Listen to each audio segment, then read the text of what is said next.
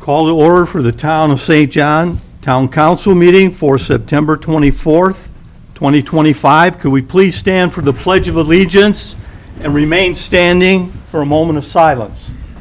I pledge allegiance to the flag of the United States of America and to the republic for which it stands, one nation, under God, indivisible, with liberty and justice for all. If you could remain standing for a moment of silence, perhaps keep the Charlie Kirk family in mind.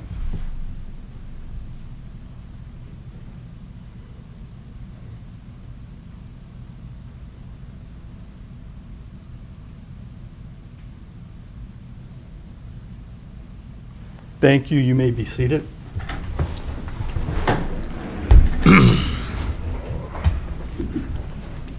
Roll call, Beth. Gerald Swett. Present. Christian Jorgensen. Present. Mike Bovat. Present. Wayne Condino. Present. Ann Oster. Present. Bill Manasopoulos. Here. Joe Svetnoff. Here. And Beth Hernandez, present. Moving to item 4, resolutions. A, consider resolution 2025-09-24A, a resolution of the Town of St. John, Lake County, Indiana, dedicating the new community center in memory of Detective Aaron Ampmeyer. Whereas the Town of St. John, Lake County, Indiana seeks to honor individuals whose dedication, sacrifice, and service have had a lasting impact on the community. And whereas Detective Aaron Ampmeyer was a proud resident of the Town of St. John where he lived, raised his family, and contributed as a neighbor, friend, and community member. And whereas Detective Ampmeyer faithfully served the residents of St. John in Lake County as a member of the St. John Police Department, demonstrating honor, courage, and integrity throughout his distinguished career in law enforcement. And whereas Detective Ampmeyer's life and service represent the highest standard of duty and selflessness, reflecting the values of community, service, and sacrifice that the residents of St. John and Lake County strive to uphold. And whereas it is fitting and proper that the Town of St. John permanently honor his memory in a manner that will inspire present and future generations. Now therefore, be it resolved by the Town Council of the Town of St. John, Lake County, Indiana, that the new community center located in the Town of St. John shall hereafter be dedicated to the memory of Detective Aaron Ampmeyer. Appropriate signage, plaques, and commemorative materials shall be placed within and upon the facility to reflect this designation and honor Detective Ampmeyer's life of service, dedication, and sacrifice. This resolution shall be entered into the permanent record of the Town of St. John as an enduring testament of gratitude to Detective Aaron Ampmeyer and his family. Do I have a motion to accept Resolution 2025-09-24A? So moved, Mr. President. I have a motion. Do I have a second? Second. I have a motion. I have a second. All those in favor say aye. Aye. Opposed? Motion carries 5-0. Mr. President, if we can, at this time, I'd like to give the, Please. to the family, if we can take a short break.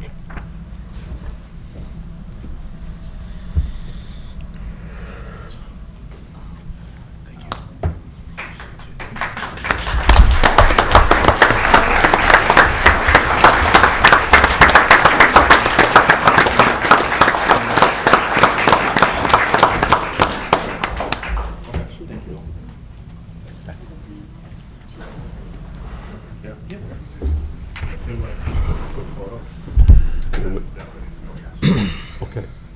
Hold on. Just before that, we have the brother, Al, the senior, Al, the beautiful daughter, Holland, and the wife, Ollie.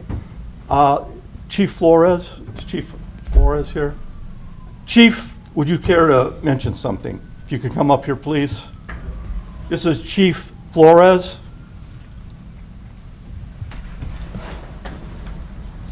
Good evening, everyone. Thank you for being here. Thank you to the council for doing this for Aaron and his family. family. Sure, it means a lot to them, it means a lot to us in the police department, to make sure that we never forget him, and that he's with us always and forever. So thank you very much on behalf of the police department for doing this for him. To the family, well-deserved. Aaron was a great guy. We've talked a lot since this unfortunate incident. He's definitely missed. I was just telling Al, his office is a few doors down from mine, and I walk by it every single day, and it still doesn't feel real that he's gone, that, we're going to expect him back any day. But may his memory be eternal. We're here for you, the family, here for his daughter. And thank you again, and it was our honor to honor Aaron and the service and sacrifices that he dedicated not only to the town of St. John, but throughout all of Northwest Indiana and Lake County. So thank you very much, and it's our honor to do this for you. Thank you.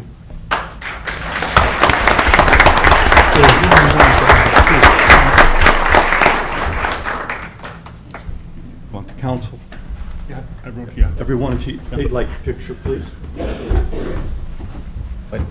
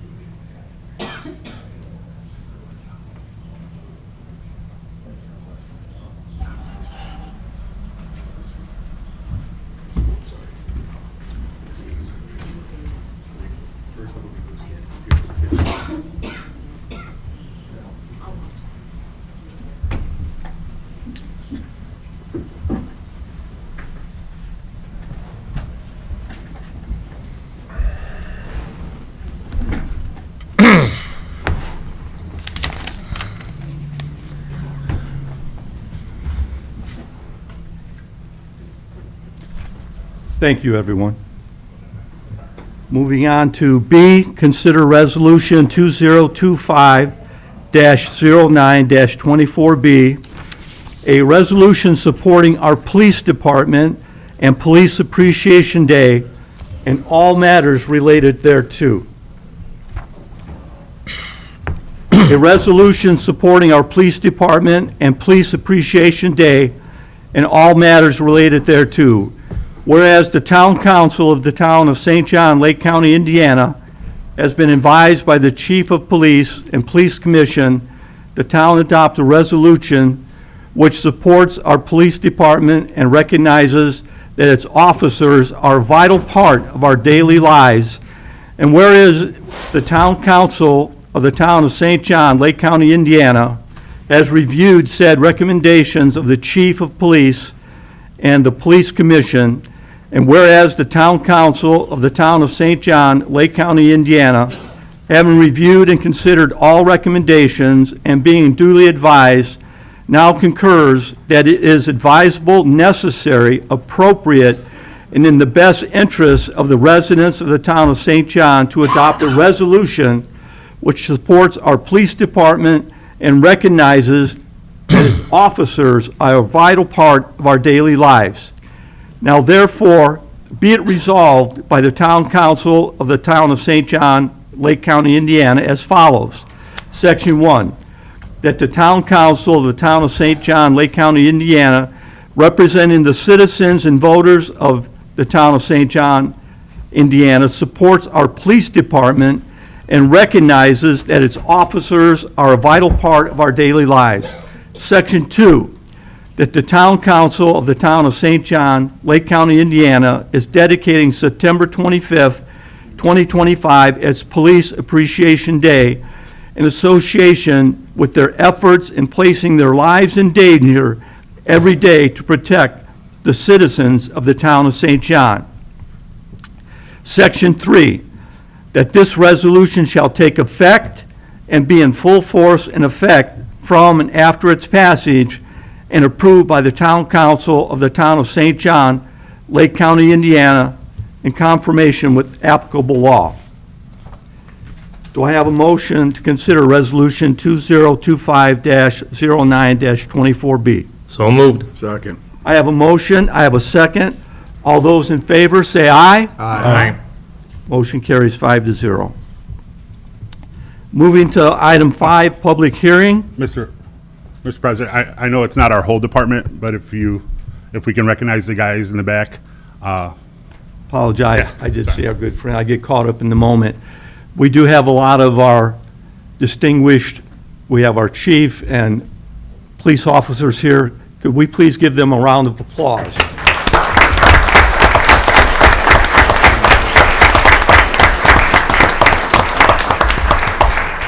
Gentlemen, I know you're in the back. Please just step up here so everybody could just see you just real quick. Just step up here. You're not here for that, but we truly appreciate the police in St. John, Indiana. Thank you, Mr. President, Council, I appreciate it. Very welcome.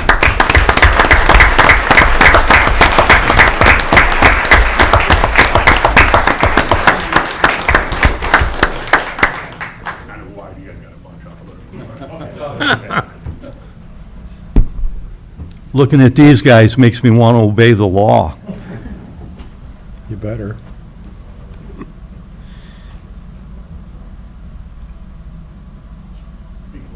All right, thank you. Thank you again. Very welcome. everybody. Very welcome. Thank you.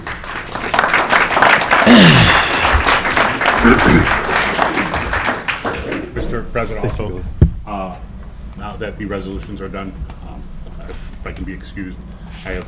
You may be excused my conference. for your meeting Thank at you. conference. Yeah. Thank you, Billy. Safe travel. Safe travels. Be careful. Moving to item 5, public hearing. A, 2026 municipal budget for civil town, sanitary district, and water district. Proof of publication, town attorney, Joe? Proofs of publication are in order, and at this time, the budget hearings are necessary and approved for proceeding, Mr. President. Thank you for that, Joe. We will have opening remarks by the financial advisor, Baker Tilly, Eric, and Amber. Hello, everyone. My name is Amber Nielsen. I am one of the town's financial advisors. I also have Eric Walsh here with me, both from Baker Tilly. So you all should have a copy of a PowerPoint presentation that I'm going to briefly go through. And if there's any questions, please feel free to interrupt me, or Beth, if you want to jump in anywhere, feel free. So I think go back a few slides, start from the beginning. The first few slides here are really more a historical look back as you, begin considering and then at your next meeting approving or possibly approving the 2026 budget. Just wanted to provide some historical information regarding the town's property tax, circuit breaker tax rates, and net assessed values for your information. So the chart you see here on the first slide is giving you a 5-year look back of the bar in the blue is the town's net property tax, what you actually receive. The red amount, which is very small in terms of scale of size, are the circuit breakers that are essentially the lost revenue for the town in each of these years. So the total of those two would be the gross property tax, and that would essentially equate to the tax rates that you all consider and adopt every fall during this time. The town has benefited from low circuit breakers due to not only high net assessed values and growth for the past several years, but also keeping those tax rates low as you have, and we'll see that on the next slide. That helps keep circuit breaker down as well. So the first chart, and I know these are a little bit small on the screen, the first chart represents, for the past 5 years, the town's net assessed value, which is in the yellow bar, and the town's tax rate. So that is the gray line. So just as I had mentioned, the past several years, the town has seen increasing net assessed value, and that helps not only keep circuit breakers down, but helps keep the town's tax rate low as well. Both positive trends we like to see. The bottom chart is for the past 5 years history of the town's local income tax revenues.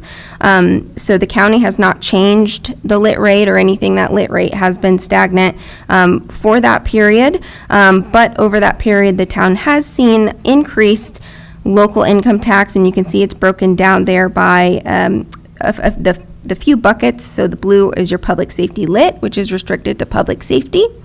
The red or pink is economic development lit, which is mainly used for capital project and debt service payments. And then the gray is the supplemental lit distribution, which changes every year. But in total, and across all of the 3 different buckets, the town has seen increasing lit rates, which is essentially likely just due to increasing incomes over that time period. The next chart on this slide just represents what has the town budgeted in 23 and 24, and that is the bar in blue compared to what the town has actually spent. So the past 2 years, the town has spent in the low 80% of what you actually budget for, and that's your total budget, so it could be due a number of things, project delays, maybe positions unfilled, things like that, but that's pretty close to 80%. 85 is what the town actually spends of its budget. Any questions so far? All right. Moving into the 2026 budget. So the next 2 slides are some considerations for the 2026 budget, some points that you should be aware of. So the first bullet is a reminder that 2026 is the first year of the impacts that come from Senate Enrolled Act 1. So that those impacts are phased in through 2031. So 2026 will be the first year of that phase-in, so the impacts may be a little bit lower, but the town will start to see those impacts rolling in next year. And you can see the small note there, per the Legislative Services Agency April 2025 estimates. The total estimate for St. John in terms of total loss due to Senate Enrolled Act 1 is just over $1 million, and that's really an estimated increase in circuit breaker. Amber, can you just mention how much of that is coming from the general fund of the 1 million? I think it's something like 735,000. Yes, I do have that on a Directly later impact- slide. yeah, So that okay. 1 million, like I said, is essentially an increase in circuit breaker estimated at this point in time. That will be, just like circuit breaker, it will be allocated amongst the town's property tax funds. The general fund, being the fund that receives the most property tax, will receive the most of that impact, about, 7.5 or 750,000 roughly. The next note, the maximum levy growth quotient. So this is the amount that the DLGF, which is the Department of Local Government Finance, sets every year. What do property taxes grow by? Is capped at 4% again. That was capped due to Senate Enrolled Act 1. I think without the cap, the calculation would have spit out like 5.6%. Currently, there's no caps past 2026, but the legislation has capped it the past 3 years, so it very well could be that legislation is passed in the coming years to cap it past 2026. So the 4% is what the property tax growth will be in 2026, the gross property tax. And then the final note on this slide, the DLGF did release estimates for 2026 local income tax, and the town is estimated to see about a 6% increase there. I'll talk about this a little bit later briefly, but local income tax due to Senate Enrolled Act 1 will change in beginning in 2028. So first bullet here on this slide, Bill and Beth, I know, have worked really hard on the budget this year, the 26 budget, worked with department heads on education and just really focusing on knowledge and promoting sound financial management, and we'll see that numbers-wise here in a few slides. The second note, the town is not eligible for the 3-year growth excess levy appeal in 2026. This is an appeal that the town was eligible for, applied for, and received in 21, 22, 23, and 24. And it's essentially the appeal that says you're growing faster than the state in terms of net assessed value. You can appeal the DLGF for more than that 4%. The town is not eligible in 2026 just due to net assessed values. They're still growing quite fast, just not as fast as they were in that time period when you were, because you have to beat the rest of the state by about 2%. So you guys are just short of that. And then due to Senate Enrolled Act 1, this appeal will be eliminated statewide after next year. And then the final bullet, Lake County did certify 2026 net assessed values, and we are expected to see that increase for the town by about 5.5% over 2025. The next slide just really outline, and I worked with Bill and Beth on this slide, are what are the goals for the 2026 budget? And I don't think these are very different from years past for you all as a council. First one is really fiscal responsibility, just emphasizing strong, management to ensure your sustainable growth. Resource allocation, I know a balanced budget is very important to the town, and we'll see that for a majority of the town's funds that will be accomplished with the 2026 budget. And then the final one, just public trust and stability, which really just increases confidence and transparency as a town. So this slide outlines what are the property tax levies currently that you're receiving in 2025, and this breaks it out by fund, and this does include the Water District Fund and the Sanitary District Fund that receive property tax. So total for the civil town and water and sanitary, the gross levy, which is the certified levy column, is about 10.116 million, and then the current year circuit breaker is just over 6,000. So again, like I said at the beginning, the town benefits from those high net assessed values to really keep that circuit breaker low. And that results in a net tax levy that's essentially your gross levy. It's very close. You guys really aren't losing much of anything to circuit breaker. On the next slide, these are the estimated property tax levies for 2026. So we take into account the 4% property tax growth that we just spoke about. Some of these, for example, most notably, the lease rental estimated levy, that is a very preliminary number. You all are aware that the lease rental bonds are in progress. That number will be finalized once those bonds close. I believe it's end of October, early November. So that number is to be determined. But the same setup here, you can see the estimated gross levy, about 10.9 million. The circuit breaker, which is essentially your current circuit breaker levels. And then we add in the estimated Senate Enrolled Act 1 loss. And this was the number that Beth had alluded to a few slides ago, where the general fund is essentially eating the majority of that loss.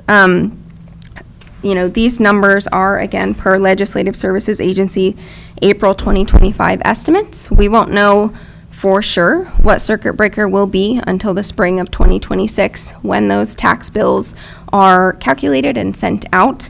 But since the town is mainly residential, which are mainly 1% properties, those are really the properties that'll benefit the most from Senate Enrolled Act 1 to see those tax bills come down, which is resulting in that almost 1.2 million estimate of increase in circuit breaker. That does bring your estimated net tax levy down from 2025 levels to about 9.7 million. Any questions? Okay. The next tab or slide are the town's tax rates. So you can see the 2025 certified tax rate, and that is per the DLGF, compared to what we estimate the 2026 rates will be. I will highlight again, the lease rental is like the absolute max. It's a very inflated rate. Baker Tilly and everyone involved in that financing will do everything they can to keep that rate as tax rate neutral as possible. But that goes into my next point. The rates you see on the Form 4 ordinance that you will consider are inflated, and there's a note down there why. That's simply to allow for cushion for any last-minute allocation shifts, any net assessed value changes. It essentially protects the town in the event there are net assessed value changes, as well as the changes with the proposed lease rental bonds. We have to inflate that now since those bonds are not yet closed. That way, the tax rate that is adopted is more than enough to kind of cover you, if that makes sense. However, even with that, you can see from 25 to a very conservative 2026, there is minimal tax rate change. And a lot of, if you look per fund, general fund, for example, are going down. And that is essentially because the town's net assessed value is expected to increase faster than what the 4% property tax growth is increasing. Yes. So explain to me once again why the lease rental jumped from .0272 up to .0647. I think you said that, but I didn't quite catch it. Yes, so that is absolutely inflated, and it very well likely not be that amount. But for planning purposes, and when we submit all of these rates to the DLGF, and we help Beth do so, we have to put it at the absolute maximum tax rate, and you all have to adopt that absolute maximum tax rate because you'll adopt before those bonds are finally closed. So when they do close, it'll likely result in a lower tax rate, and the DLGF will bring it down, but they can't estimate that tax rate until those final numbers are received. Can you Then- explain what would happen if you estimated too low? Yes, so if we didn't inflate it, and we estimated too low, and the numbers shaked out where the tax rate should have been higher, if that makes sense, the town would essentially not collect enough money to make that debt service payment. Okay. Yeah, thank you, Beth. Yep. Which would affect, our bond ratings and. Yeah, ratings, yeah. So we estimate high just to make sure we're covered in every possible aspect. Yes, Clarification on that. yes. I want to make something very clear in that, though. That tax rate is a standalone tax rate only for the bonds. It's not like by adopting high, you're going to get more money and you can shift it to another fund. It is what the bonds will make it be when the bonds are sold. That money does not go anywhere else. The taxes will actually lower if the bond comes in at a lower amount when priced. Thank you. Any further questions on this slide? Okay. So I had mentioned earlier the town's goal for a balanced budget. So what this slide and the next slide is essentially doing is breaking that down by fund.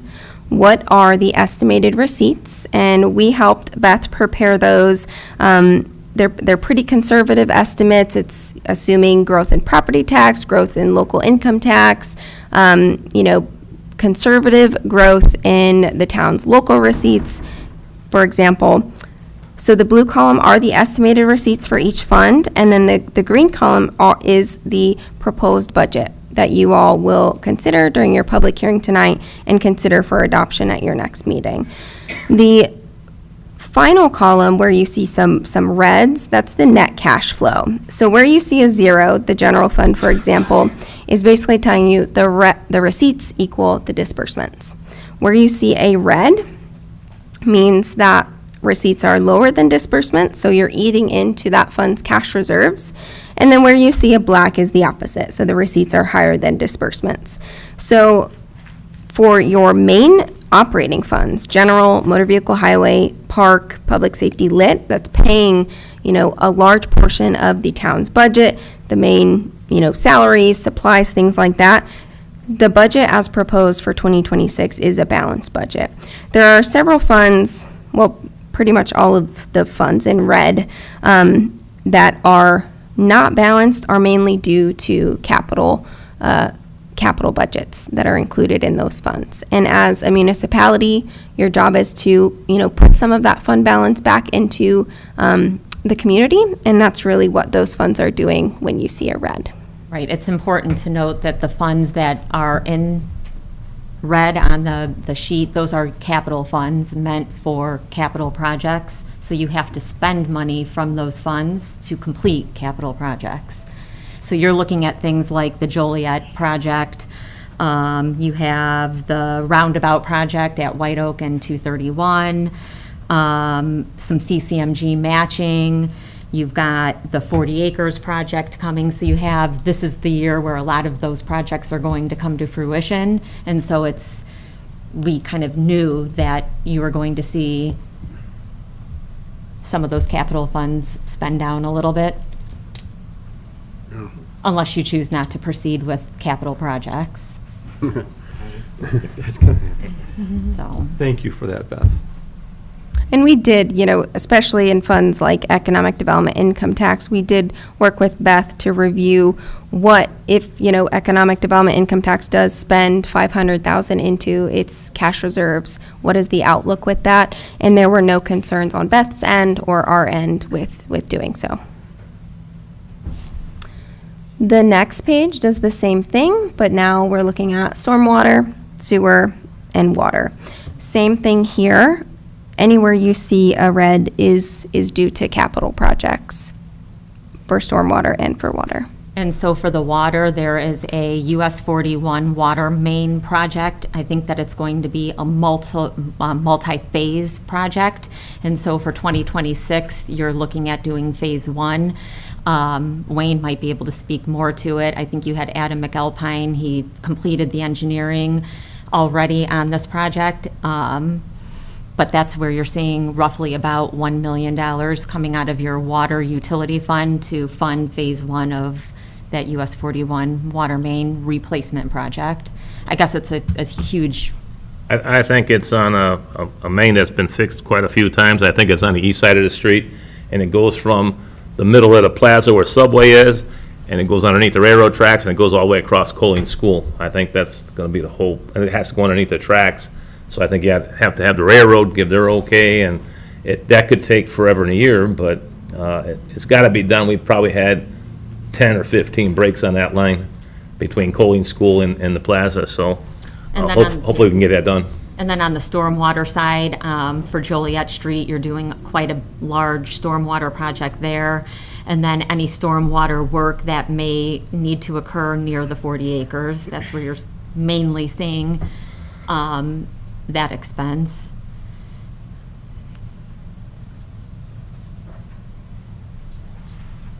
Good. That's all I have. Okay. Thank you, Beth. Okay. So I have a few slides on looking ahead. So annually, we work with Beth and Bill to prepare the town's 5-year financial plan. And as we head into the first year of the Senate Enrolled Act 1 impacts, it's going to be more important really than ever for the town to continue these plans and really finalize these plans to determine, are there impacts from Senate Enrolled Act 1 that the town needs to offset one way or another. So we are in the final stages of that process. We are about ready to provide a draft to Beth and Bill to review, and then we would be here, and on my last slide, I note we would like to come back during a work session to work with you all to work through not only that and review what that looks like for all funds, but also to further discuss Senate Enrolled Act 1. But the next few slides here are some draft graphs from that 5-year plan. And so I'm just going to give you the high points. So this slide here are essentially the town's total budgeted funds. And what this chart is telling you, so the blue bar or teal bar is the estimated ending cash, and this goes back, you'll see on the left, 2022 actual through 2029 estimated. Compared to two reserves, the gray line is a 50% cash reserve, and that's essentially whatever number it would be to operate the town for 6 months, assuming, so like half a year, assuming all revenue stopped, you have 6 months worth of budget in the bank. The red line is a 15% cash reserve, which is basically the same thing, but for about 2 months. We want the town to be at or above that gray line. So what this chart is telling you is in total, for the 2026 budget through the next few years through 2029. In total, and the scale is pretty big on this graph, in total, you're above the gray line for all of these years, but you can start to see the teal inching down just ever so slightly. So if you go to the next slide, I've included a similar chart for the town's major operating funds. So this is the general fund. You can see that teal line, which is the estimated fund balance for the general fund, both through 22 actual and 29 estimated, compared to the gray line, which is the 50% reserve, and then the red line, the 15%. The bars behind the lines are essentially representing, broken out by color, which is the type, personal services or supplies, the disbursements for that year for this fund. So if you follow the teal line, you can see the general fund is very healthy. It creeped above that 50% target line in 2024, remains steady in 25, steady in 26, steady in 27, and then we see it falling off a little bit in 28 and 29, below that 50%, closer to that 15%, which is the absolute bare minimum. Those are the years where local income tax changes, and this chart assumes the town does not move forward with a town local income tax. So 2028 is when public safety lit and economic development income tax due to Senate Enrolled Act 1 will go away. Those funds will be spent down.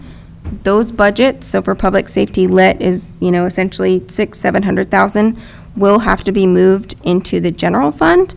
And so that puts a lot of pressure on the general fund, or it will, which is what you see happening in 28 and 29.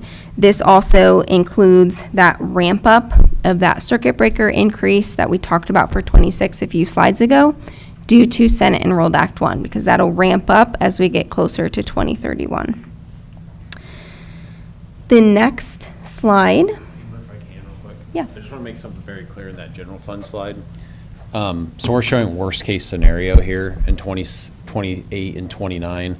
This council in 2027 will have the opportunity to take action on income tax. So I want to make sure that it becomes a local decision, no longer a county decision at that point. We're not saying that this will be the outcome. We're saying if no action is taken, this is the estimated income or outcome, because you're losing all of those income tax dollars you now get from the county. Senate Enrolled Act does not force you to lose all of those revenues. It puts that decision at the local level, not the county level, starting in 2027 for 2028. So worst case scenario is if you take no action going into 28 is what we're showing here. Okay? Yeah, appreciate that. The next fund, motor vehicle highway, unrestricted. So this is your 2201 fund. Again, same setup here, ending fund balance in the teal, well above the 50% operating balance line. This fund, for the forecasted period, is showing you this fund has very healthy fund balances and a sustainable budget into the future. The next fund, park, again, same thing here. Park creeped above the teal line, creeped above the 50% operating balance in 2024. Remains fairly steady throughout the forecasted period. We do have some draft capital improvements in the forecasted period, which is for park, part of the reason it drops down a little bit in 2027. Again, it is a plan we plan to review with you all when we come back, hopefully by the end of the year for that workshop. But overall, through the forecasted period, park remains above that 50% target line. The next fund demonstrates what we mentioned about lit. So public safety lit, the teal line, again, very healthy fund balance and sustainable budgets until that revenue does go away, beginning in 2028. So then you can see as well in 29, the bar representing disbursements will go away. That is because I said, once this revenue source does go away, this fund will be spent down, and the appropriations, the budget, will have to shift to another fund. And for illustrative purposes, in these charts, we assumed that was the general fund.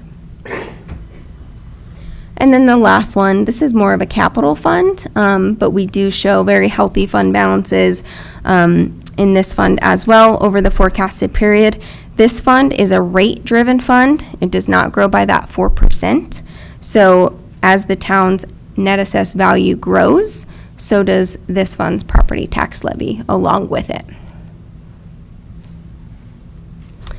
The final slide we have here are just some concluding comments and considerations that mainly focus more on after the 2026 budget. It's really reviewing, assessing your impacts, and planning for everything, all of the potential impacts from Senate Enrolled Act 1. That's step one.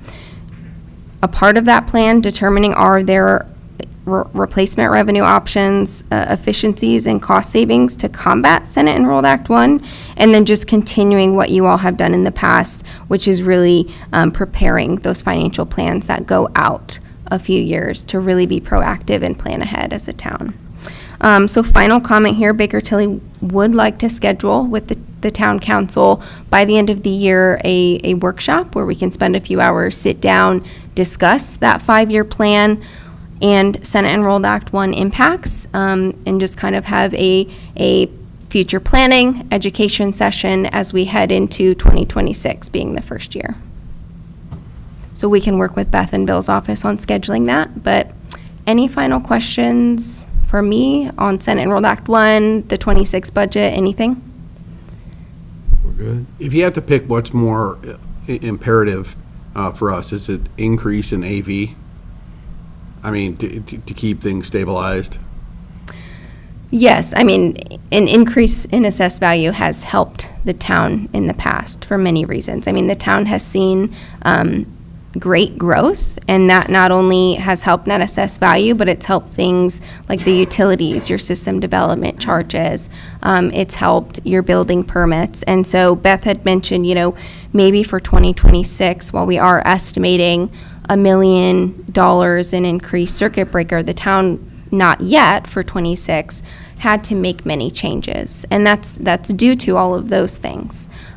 Your local receipts due to the great growth that the town has been so beneficial to have. So it is important. Were you going to say something? I was on that. Your question was answer was spot on. But one thing, and I know this is more about the 26 budget tonight for the public hearing, but Right.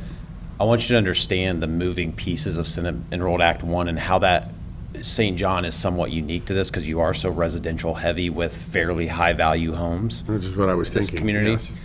So Senate Enrolled Act 1, and we'll go into great detail in the workshop on this, but just to give you an idea, over that 6 years, there's a couple things happening. The standard deduction, which is $48,000 today, phases out to zero for residential homes. But that gets replaced with the supplemental homestead deduction goes from 37.5% over that 6-year period to 67%. So you're phasing out a fixed fee deduction, but replacing it with a percentage deduction increase. So what does that mean? Higher valued homes will see a higher credit. Good for the homeowner, bad for the community that relies on the property tax dollars.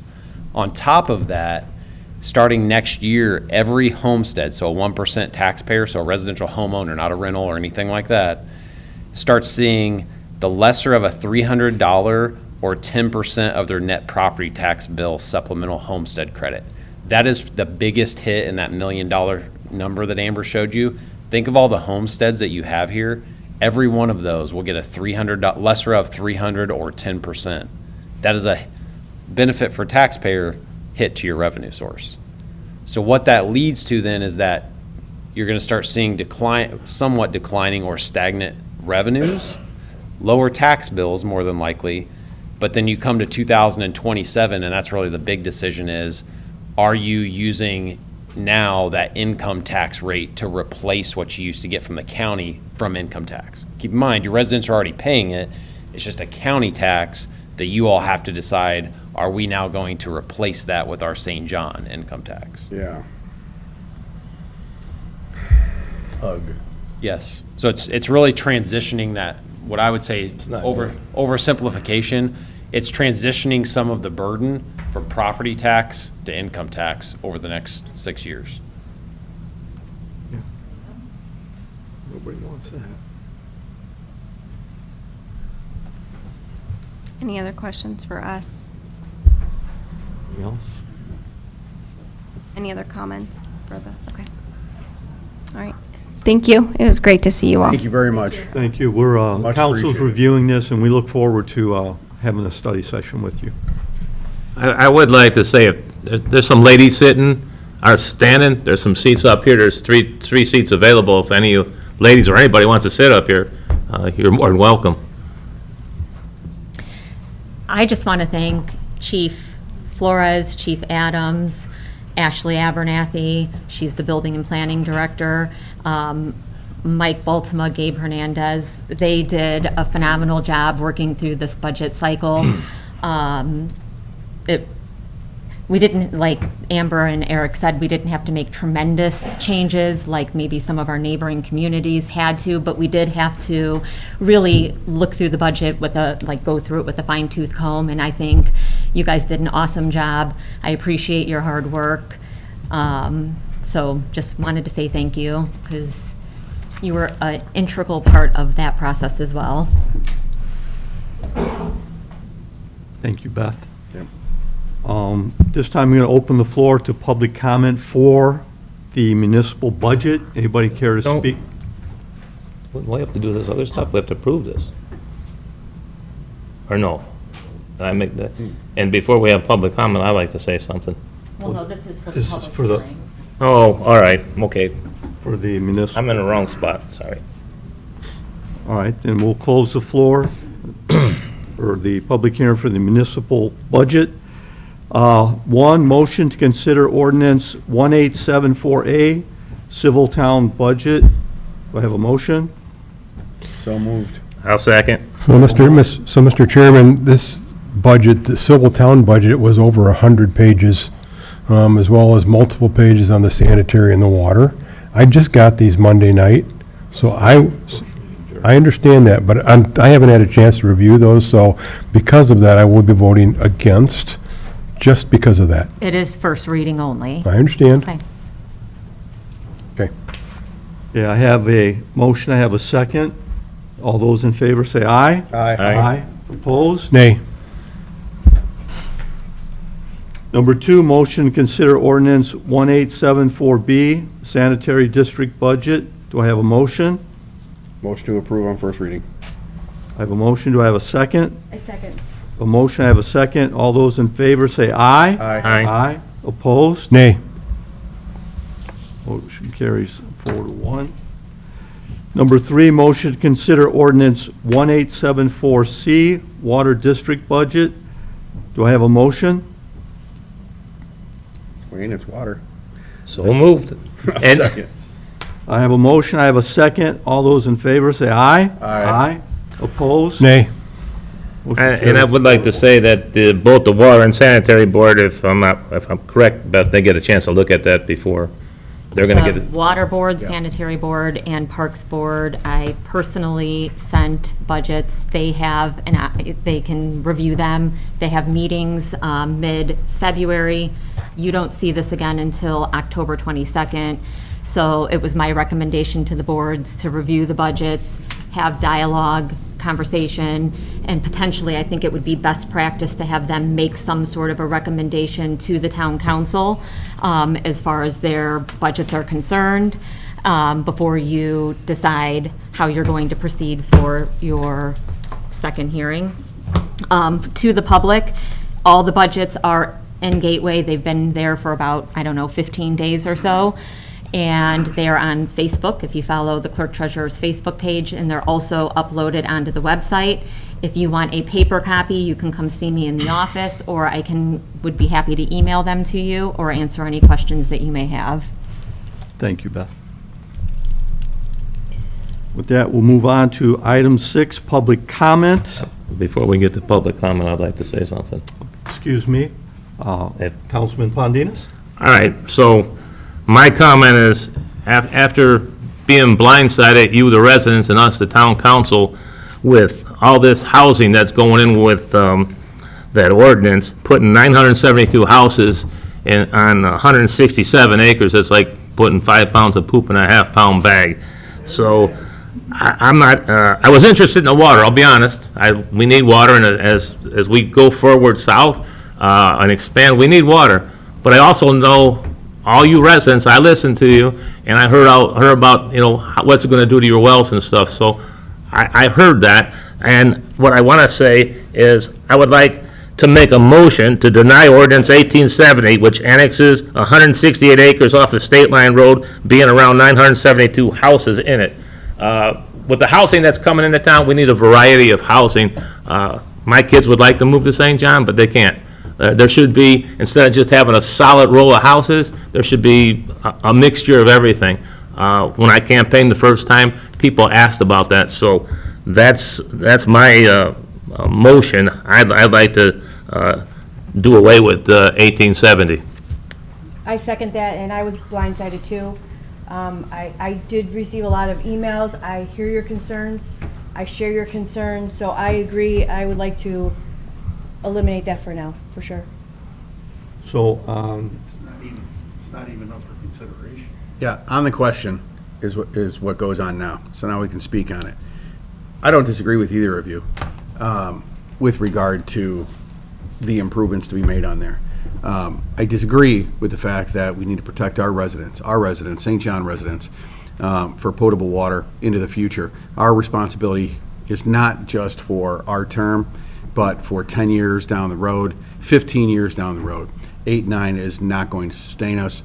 We're going to continue to need more water, and this is a viable project. Now, I agree that permitting that ridiculous number, which isn't before us today, so I don't expect to hear anybody talk about it, because it's not before us. Well, not if we're going to go ahead and stick to the agenda, but nonetheless, I agree with you on that point. I disagree that we should not proceed with the project for water only. So when it does come up, that would be my choice to do. I mean, you can do whatever you want now, but I think we have a responsibility to the people in the town to ensure that them and their children have potable water well past our terms and when we're retired. So to that extent, we can make it work. It's important to make it work.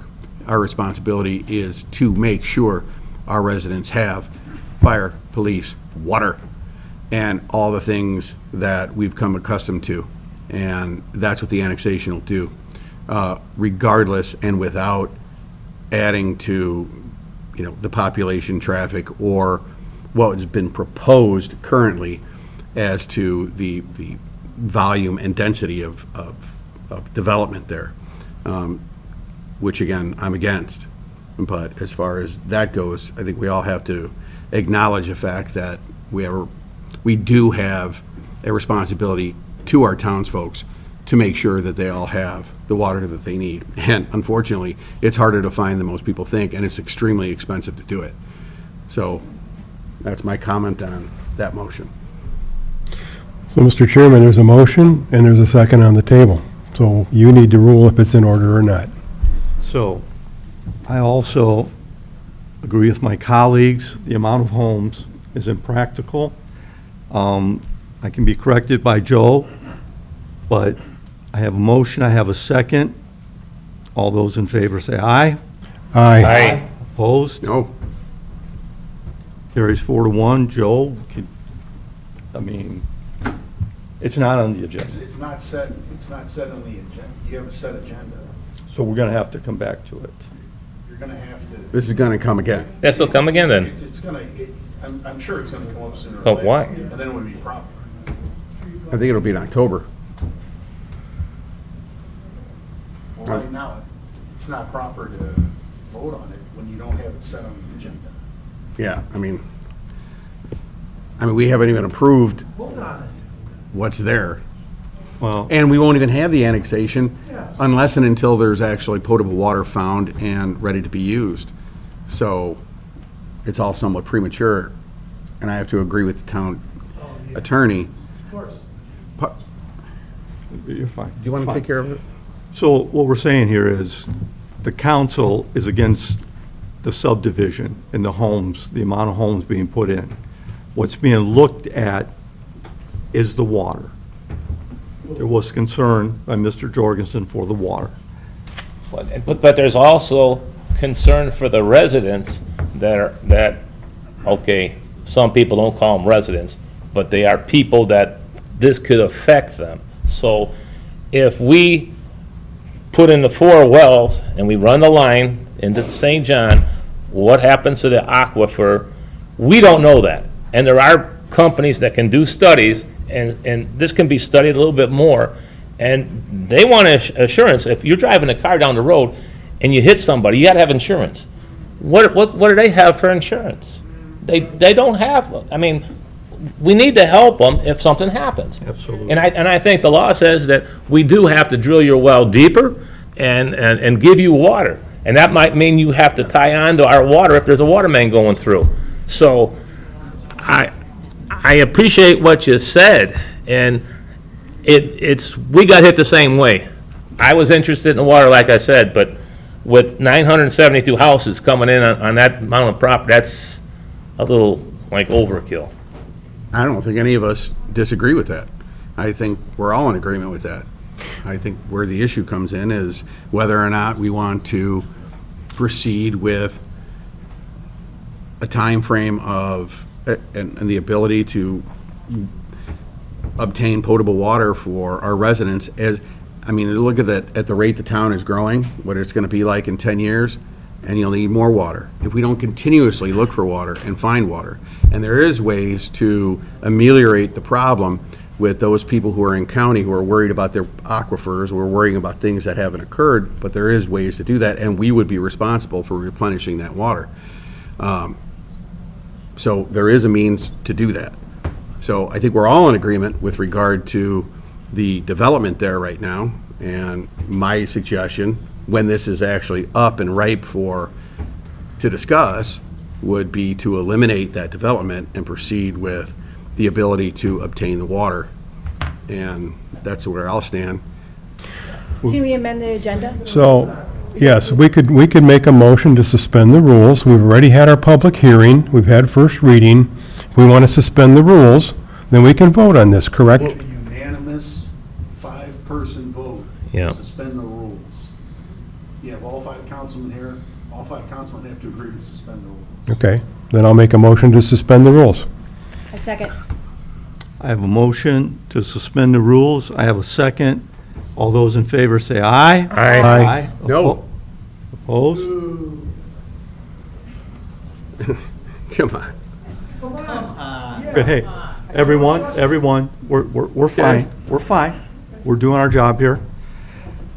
So Control the meeting. with that, we're at an impasse. We're going to move forward to item 6, public comment.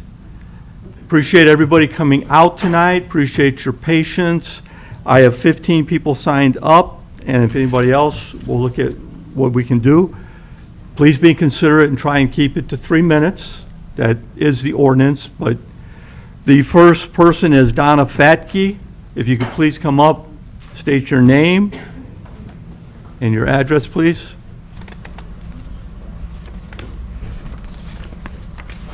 Good evening. My name is Donna Fathke. I'm at 10729 Maple Lane in St. John. This may not matter anymore, but just in case, I'm going to say it anyways. This is concerning Ordinance 1870, of course. We know that Ordinance 1870 is not about the water. John Lawton tried to get this development done in 2022. Back then, he tried to get Cedar Lake to bring water and sewer to the property. He wanted to put almost 500 homes on it back then. Now, John Lawton comes to St. John to get this land annexed by twisting, bending, and maybe even breaking the law. This time, he brings the water to St. John. But you know what? It's not about the water. Nope. It's about getting 1,000 homes in there. Water is just the Trojan horse that will accomplish that. And you know what else? It's not even about 1,000 homes. 1,000 homes is a red herring, something to distract us, to give John Lawton the bargaining chip he might need so that he can say, you don't like that number? Okay, how about if I drop it back down to 500 homes? And he'll expect us to be so relieved that we'll say, okay, but you know what? We won't do that. We know that even 500 homes 2 miles out of town is not a good choice for St. John. So tell us, Mr. Jorgensen, why do you want a bad project, why did you want a bad project in the county back in 2022 when you were a county councilman? And why do you want a project now that will be bad for St. John now that you're on the town council? What's your stake in this? Vote no for ordinance 1870. Thank you. Have Katie Haig. Katie Hegg, 11600 Calumet Avenue. So just I'm like sorry, please, I did not hear you. Katie Hegg, 11600 Calumet Avenue. Like Donna said, I'm not sure if this still matters, but I'm going to go forward with it. After the public hearing on September 10th, it became clear that at least one council member has chosen to interpret the law as they see fit and to disregard the concerns of the very people they were elected to serve. Our concerns about the 982 units in the proposed development and the future residents who will occupy them goes beyond the unincorporated areas and will directly impact the infrastructure and quality of life in St. John. We all understand that once a problem is created, it doesn't stay confined to one area.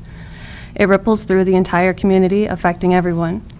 And yet our concerns about critical infrastructure, roads, schools, water, sewer, residential walls were simply thrown back in our lap.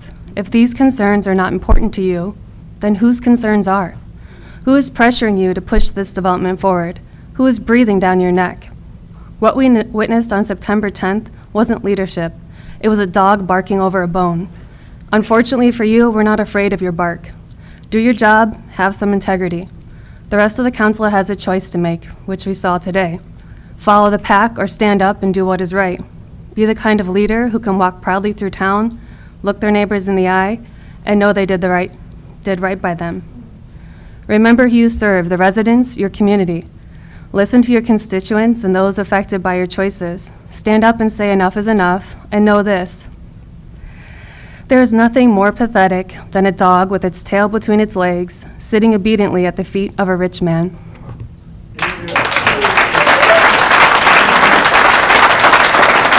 Steve Jablonski.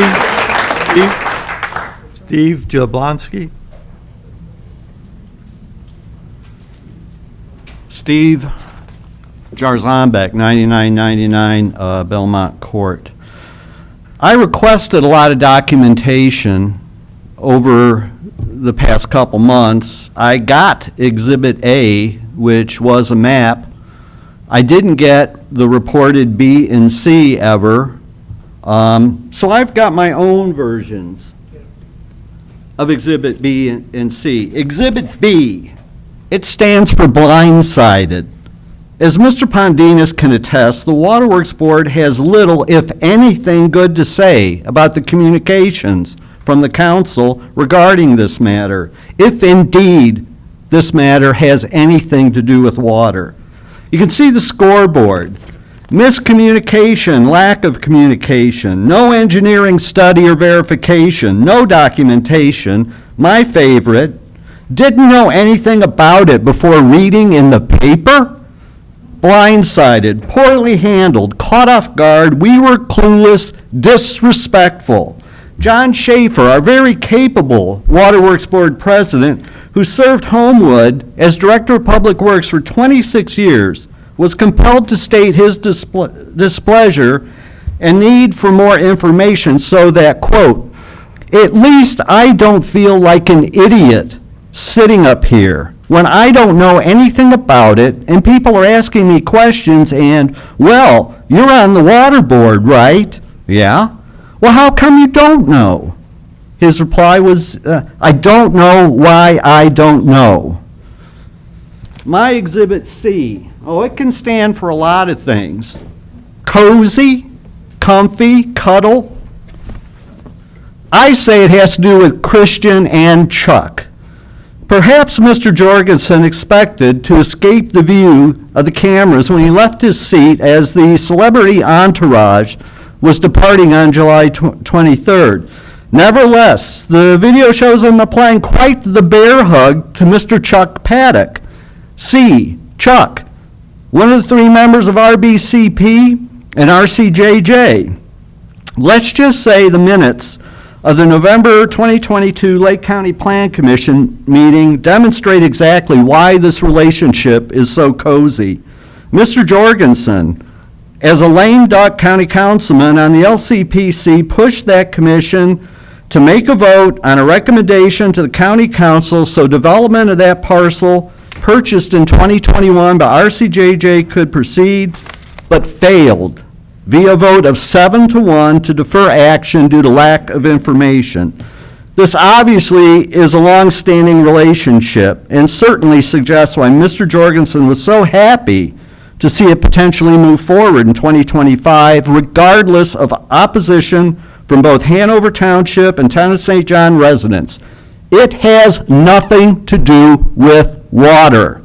Steve, just so you know, you have 3 minutes, just so you're aware. Oh, the tangled web we weave when first we practice to deceive. Thank you.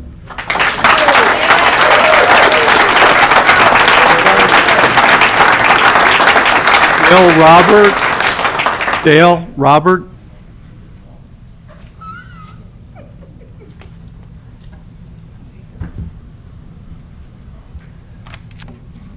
That was pretty good. Anyway, Dale Robert, 11990 Heron Lake Road, St. John. I've been a resident in St. John for over 22 years. I supported most of these council members in the last election for their promises and transparency to the residents. There are many issues that are very disturbing to me, but at this time I would like to address the annexation crap that was being proposed to this council. Social media is not always true, but there have been a lot of facts brought up, what is legal and what is not. As we've seen in the last, As we've seen in the last meeting, some council members became totally bored with what the St. John and Cedar Lake residents had to say, and to scream at them as they left. This meeting was thoroughly disgusting, the meeting, and childish. Mr. Bovat is running the meeting. He should have took a gavel if he wanted to silence the people, not no scream from Jorgensen. Agreed. Excuse me? Agreed. As of the annexation, the Lawton development, where are you guys going to wake up before it's too late? Do you remember? I'm sure Jerry does. When Lawton sued the town of St. John over a water issue in the gates, I believe it was. I'm sure Jerry can address that later in his comments. We lost a lot of money, and we paid a lot of attorney fees. They finally settled. They got tired of paying the attorney fees. Do you guys remember that? Oh, Mr. Kill was town manager at that time. Now he works for Lawton. Isn't that amazing? What's with the water issues? You had brought up already about the waterworks meeting that was, I'm glad that Jerry brought that up, the test wells and all that. What is this thing with the Trump issue? What did he do here for? What is that all about? I don't want to go to Billy's office to find out. You people should tell the people on video what it's all about. I don't know what your water rights are. Tell us what it's all about. Okay.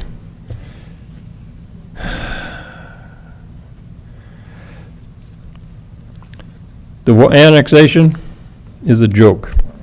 Safety, infrastructure, you got fire and police, how are they going to get there?